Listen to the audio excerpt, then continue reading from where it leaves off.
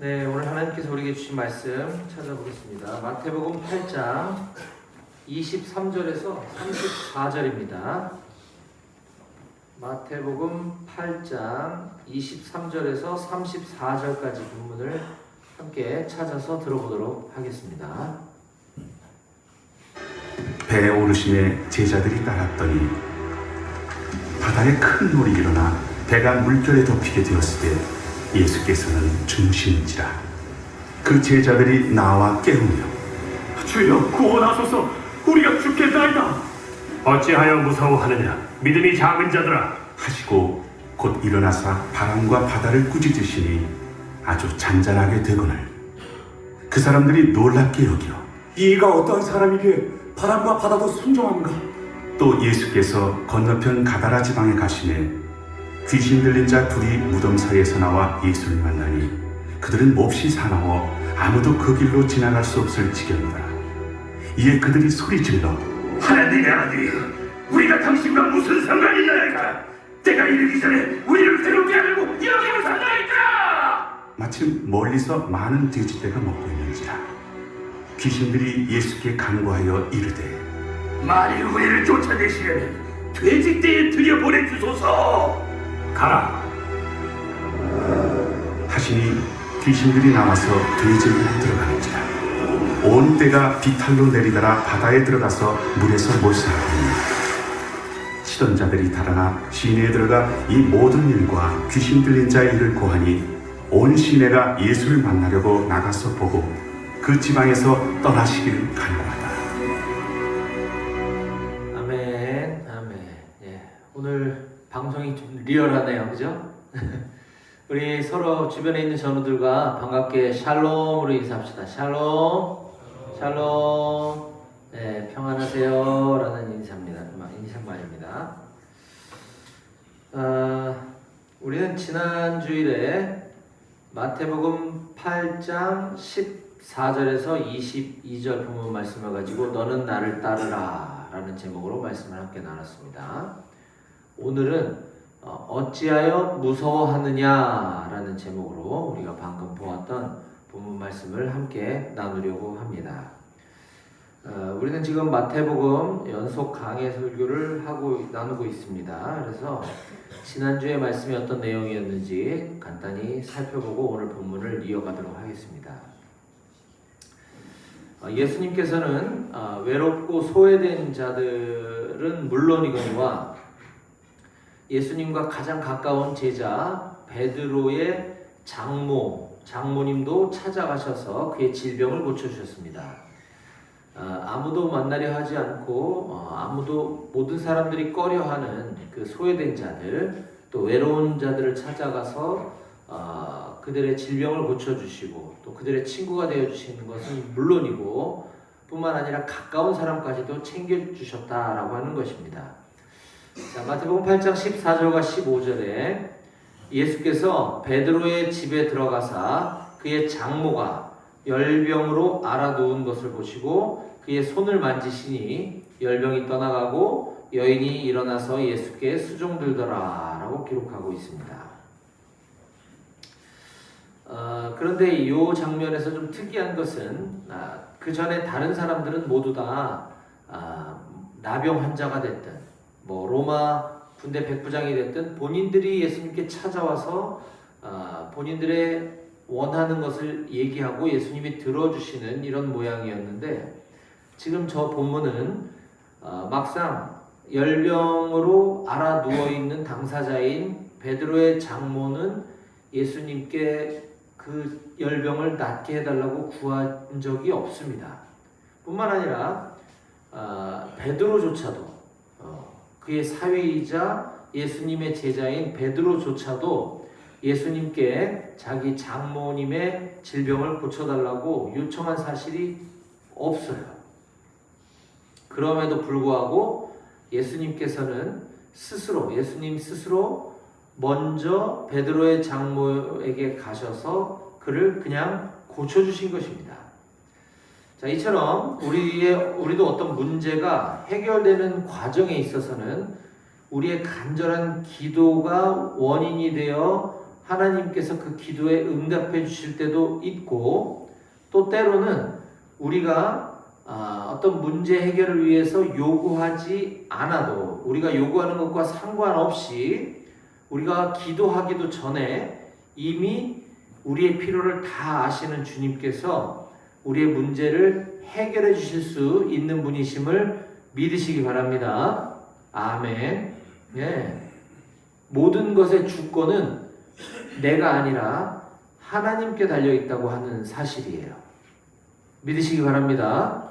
네, 꼭 믿으셔야 돼요. 자, 그 일이 있고 나서 이제 날이 어두워졌습니다. 베드로의 장모의 열병을 고쳐주시고 나니까 이제 날이 어두워졌어요. 그런데도 사람들은 계속해서 예수님께 몰려옵니다. 저물매, 날이 저물매 사람들이 귀신 들린 자를 많이 데리고 예수께 오거늘 예수께서 말씀으로 귀신들을 쫓아내시고 병든 자들을 다 고치시니. 귀신 들린 자들을 많이 데리고 왔대요. 여러분들 혹시 살면서 주변에 귀신 들린 사람 본 적 있어요? 아직 없나요? 저는 봤어요. 눈빛이 정말 소름이 끼칠 정도로 갑자기 이상하더라고. 어떻게 표현할지 모르겠는데 여잔데 눈빛이 갑자기 막 살기가 돋으면서 정말 갑자기 저를 공격할 것 같은 그런 태세를 취하는 것을 보고 정말 소름이 끼쳤던 적이 있어요. 자, 그런데 그런 사람이 한두 명도 아니고 많이 데리고 왔대. 많이.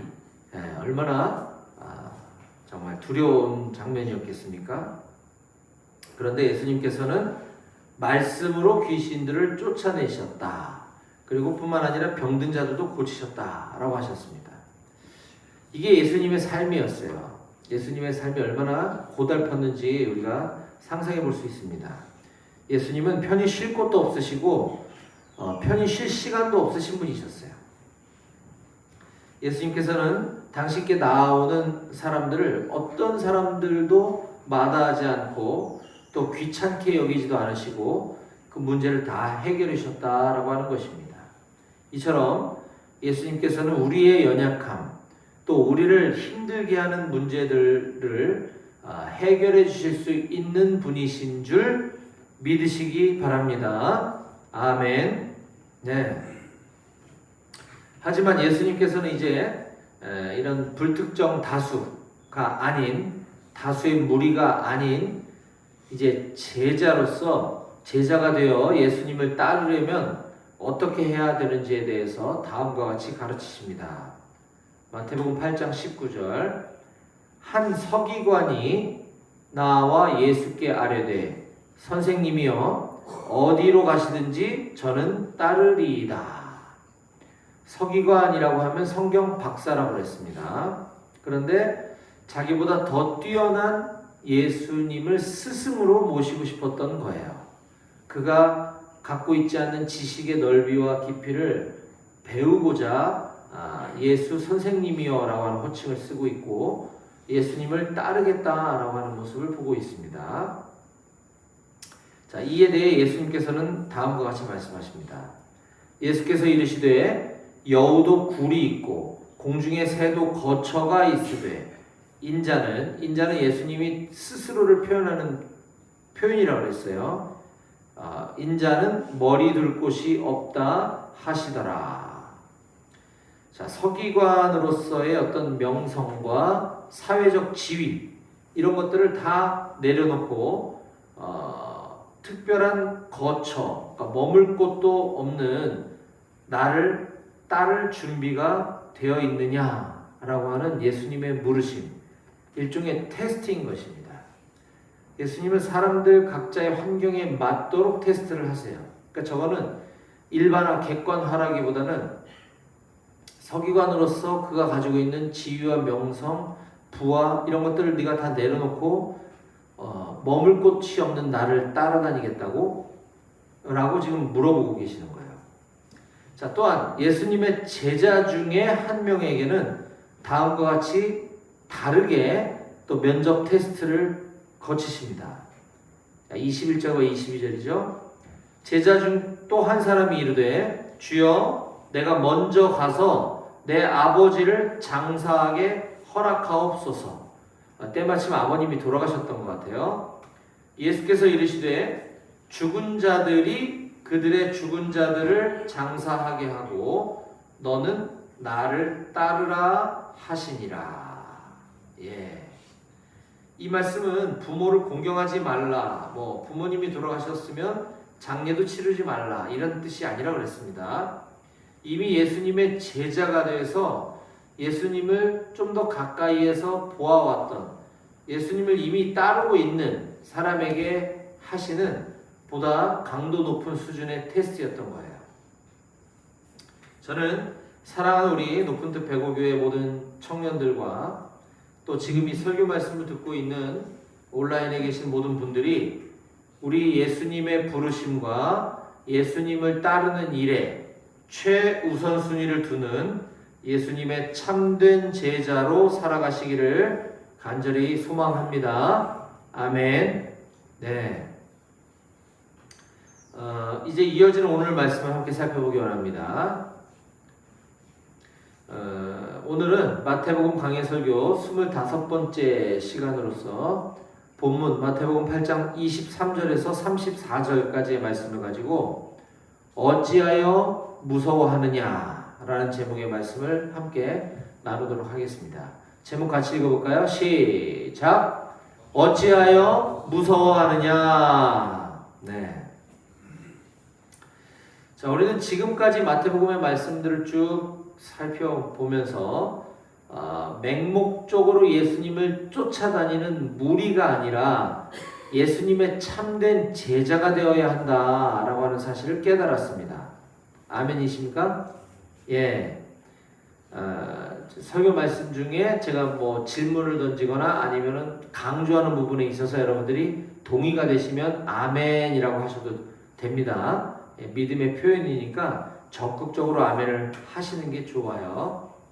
자, 우리가 무리가 아니라 제자가 되어야 한다는 사실을 깨달았다 그랬죠. 자, 그렇기 때문에 예수님의 제자가 되어서 예수님을 따라 지금 배에 같이 오른 제자들이 있었습니다. 23절입니다. 배에 오르심에 예수님께서 배에 오르셨다는 거예요. 제자들이 따랐더니, 자, 예수님이 지금 어디로 가시기 위해 배에 오르셨고 무리가 아닌 제자들이 예수님을 따라 배에 올랐다라고 지금 언급하고 있습니다. 제자들이 배에 오르신 예수님을 따랐다라고 하는 것은 이미 그들이 가지고 있는 많은 것들을 포기해야만 가능했던 것이에요.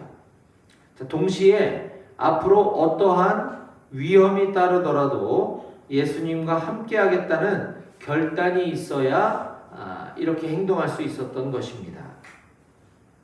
자, 그렇게 굳은 결심을 하고 예수님을 따라 나섰던 제자들에게 예기치 못한 상황이 발생했습니다.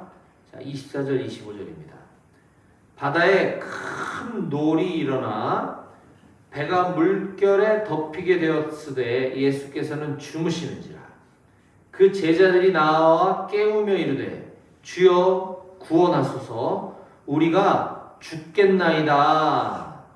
제가 지금 이걸 천천히 일정한 톤으로 읽었지만 지금 얼마나 무섭고 급박한 상황이었겠어요.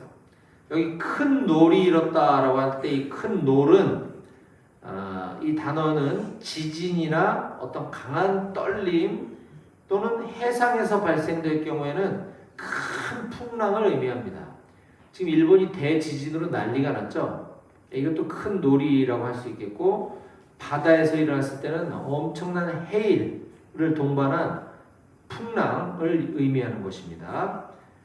그래서 배가 바닷물에 지금 뒤덮이게 되었대요. 잘못하면 가라앉겠죠. 침몰하겠죠. 그러니 제자들이 지금 예수님을 찾았더니 예수님 주무시고 계시대요. 네, 그래서 우리가 죽겠습니다. 빨리 일어나서 좀 어떻게 좀 해보세요 라고 하고 있는 거죠. 우리가 죽겠나이다 라고 하는 이 표현은 이 제자들의 외침은 그만큼 죽음에 대한 두려움과 공포심이 담겨 있는 표현이다라고 읽으면 되겠습니다. 제자들이 이처럼 예수님을 따르기 위해 모든 것을 다 뒤로 한 채 예수님과 함께 배에 올랐음에도 불구하고 지금 이 죽음의 사선을 넘나드는 아주 공포스러운 이 순간에 예수님은 정작 한가롭게 배에서 잠을 주무시고 계시는 것이었습니다. 자, 제자들이 막 깨우니까 일어나셨겠죠? 잠에서 깨어난 예수님의 대답은 아주 간단 명료했습니다. 예수께서 이르시되 어찌하여 무서워하느냐 믿음이 작은 자들아 하시고 곧 일어나사 바람과 바다를 꾸짖으시니 아주 잔잔하게 되거늘.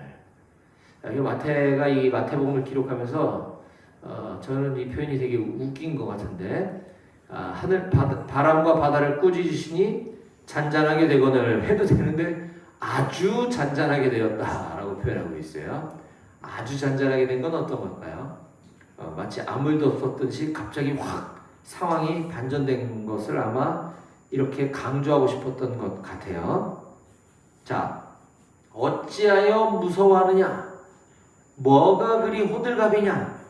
라고 말씀하신 거겠죠? 그러면서 한마디 덧붙이시는 게 믿음이 작은 자들아 라고 말씀하고 계십니다. 지금 제자들이 너희들이 두려워하는 이유는 믿음이 작기 때문이야. 뭐가 그리 호들갑이냐? 라고 지금 말씀하시는 거예요. 그리고 나서 바람과 파도를 꾸짖으셨대. 그러자 바다가 아주 잔잔하게 되었다라고 지금 기록하고 있습니다.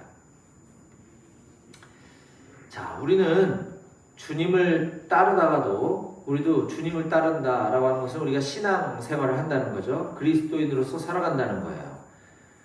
그렇게 살아가더라도 이처럼 어쩔 수 없는 현실적인 두려움에 마주치게 될 때가 있습니다. 여러분들도 군생활 하다 보면 예기치 않은 상황이 발생할 수도 있고 어려움에 처하게 될 수가 있어요.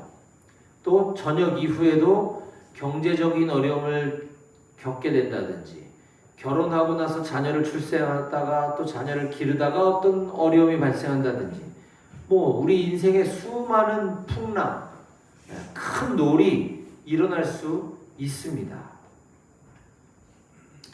우리 앞에 펼쳐진 현실이 너무나도 두렵고 무서운데도 불구하고 어쩌면 예수님이 계시지 않는 것처럼 느껴질 때도 있을 거예요. 그러나 그것은 예수님, 우리 주님이, 우리 하나님이 문제가 아니라 우리의 믿음이 작기 때문임을 깨달으시기 바랍니다. 아멘.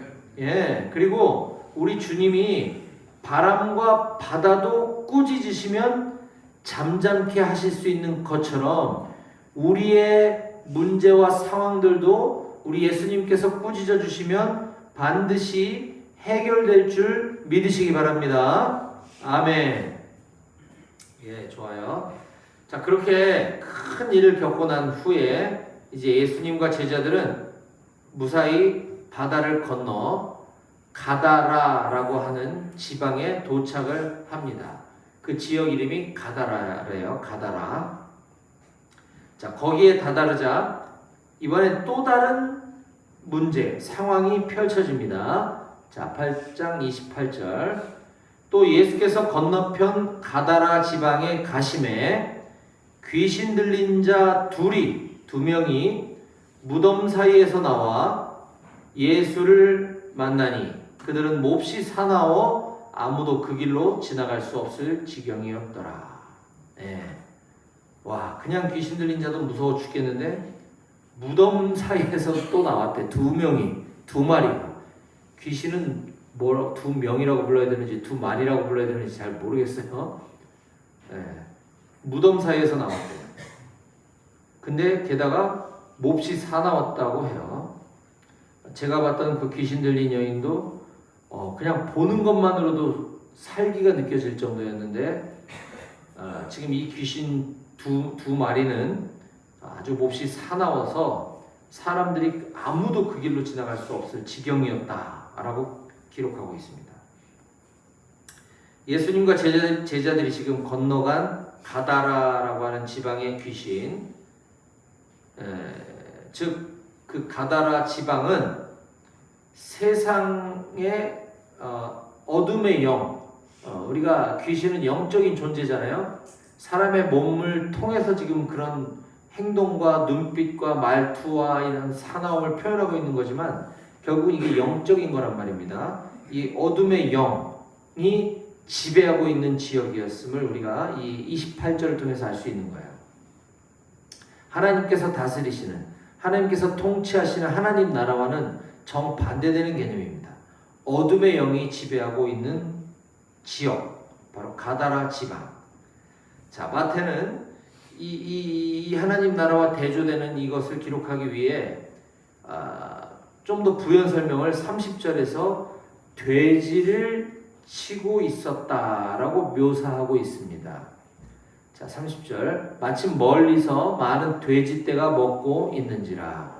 우린 돼지가 아무렇지 않습니다. 하지만 유대인들에게 있어서 돼지는 아주 불결하고 꺼려지는 아주 부정한 동물이었어요. 그래서 그 가다라 지방에 돼지떼가 먹고 있었다. 돼지를 치고 있었다. 그 정도로 이 지역은 어둠의 영이 가득 찬 곳이었다. 라고 일부러 지금 30절에 저 부분을 강조하고 있는 것입니다. 자, 그런데 이 귀신 들린 자의 입을 통해서 귀신이 예수님께 다음과 같이 소리를 칩니다. 그 앞에 29절. 이에 그들이 소리질러 이르되 하나님의 아들이여 우리가 당신과 무슨 상관이 있나이까? 상관이 있죠. 자, 때가 이르기 전에 우리를 괴롭게 하려고 여기 오셨나이까? 하더니, 여기 재밌는 표현이 있는데 귀신들이 지금 소리질러 이르되 하나님의 아들이요. 사람들도 못 알아보는 예수님이 하나님의 아들인 줄 귀신들은 알아보고 있는 것입니다. 어둠의 영, 영적인 존재니까 하나님이 창조하신 영이기 때문에 이 예수님을 알아보는 거예요, 그들은. 그러면서 예수님을 두려워하는 모습을 지금 보이고 있습니다. 사람들은 못 알아보지만 귀신들은 알아본다. 결국 이 귀신들은 그들의 요청에 따라 예수님에 의해 돼지떼에게로 들어가 몰살당하게 됩니다. 몰살이라기보다는 그러니까 우리가 세상 종말에 예수님께서 이 땅에 다시 오실 날 어둠의 영은 영원한 지옥으로 이제 괴멸되게 되는데 그때가 아직 이르지 않았기 때문에 때가 이르기 전에 우리를 괴롭게 하려고 우리를 영원한 지옥에 집어넣으려고 여기 오셨습니까? 라고 지금 얘기하고 있는 건데 그러면서 일단 우리를 저쪽에 돼지떼에다가 집어넣어 주세요 라고 요청을 하는 거고 예수님이 그렇게 하시는 장면이 31절과 32절입니다.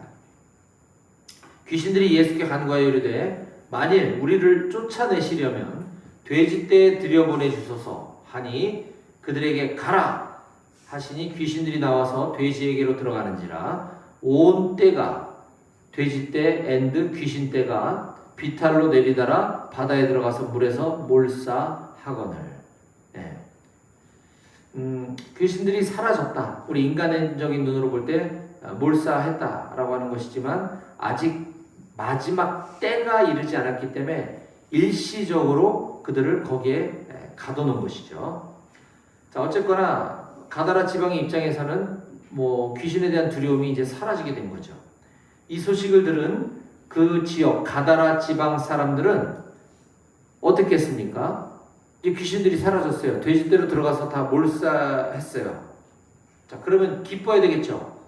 예수님 감사합니다 라고 예수님을 환영하는 것이 아니라 의외의 반응을 나타냅니다. 자, 33절과 34절. 치던 자들이, 돼지를 치던 자들이 달아나 시내에 들어가 이 모든 일과 귀신 들린 자의 일을, 지금까지 벌어진 일들을 마을 사람들, 시내에 있는 사람들에게 고하니, 이야기하니 온 시내가 예수를 만나려고 나가서 보고, 여기까지는 좋아요. 그 지방에서 떠나시기를 간구하더라. 참 이상하지 않습니까? 예수를 만나려고 나가서 보고 예수를 열렬히 환영하고 우리 지역에서 끝까지 같이 살아주세요라고 해야지 정상인데 그 지방에서 떠나달라고 지금 간구했다라고 하고 있습니다.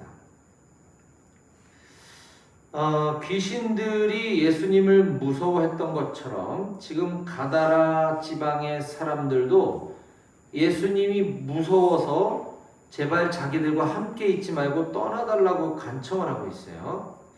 자, 예수님이 아까 하나님의 아들이시고 세상을 구원하실 것이라는 것을 귀신들도 알고 있었어요. 우리가 아까 보았죠?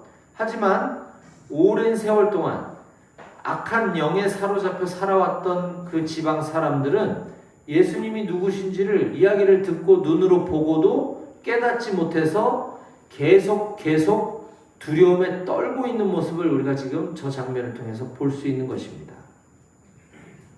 사랑하는 여러분, 이처럼 예수님이 누구신지, 예수님이 어떤 분이신지를 모르면 우리는 계속 두려움에 사로잡혀 살아갈 수밖에 없는 것입니다. 예수가 하나님의 아들이시다. 그 예수님이 2000여 년 전에 나의 죄 때문에 이 땅에 오셨다. 아무리 얘기해도 어둠의 영에 사로잡힌 사람들은 그 사실이 믿어지지가 않는 거예요. 그러니 계속 두려운 겁니다. 어찌어찌해서 예수님을 따른다고는 했지만 그럼에도 아직 정작 예수님이 어떤 분이신지 모르고 믿음이 없어서 무서워하고 있는 제자들을 우리가 앞서 보았어요. 또 예수님께서 귀신들을 괴멸하신 소식을 듣고도 정작 예수님을 몰라서 예수님을 계속 두려워하고 배척하려고 했던 가다라 지방의 사람들도 우리가 보았어요. 이들은 모두 다 예수님을 모르는 사람들은 두려움에 떨면서 인생을 살아가게 된다라고 하는 공통점을 우리가 발견할 수 있는 것입니다. 오늘 우리 높은 뜻 배고교회 우리 모든 청년들과 또 지금 이 설교 말씀을 듣고 있는 온라인에 계신 모든 분들 중에 인생이 지금 두려운 사람들이 있다면 오늘 주님께서 이렇게 말씀하고 계시는 줄 깨달으시기 바랍니다. 어찌하여 무서워하느냐? 믿음이 작은 자들아. 저는 사랑하는 여러분 모두가 작은 믿음이 아니라 믿음 없음이 아니라 모두가 큰 믿음을 소유하게 되시기를 우리 주님의 이름으로 간절히 축원합니다. 아멘. 기도하시겠습니다.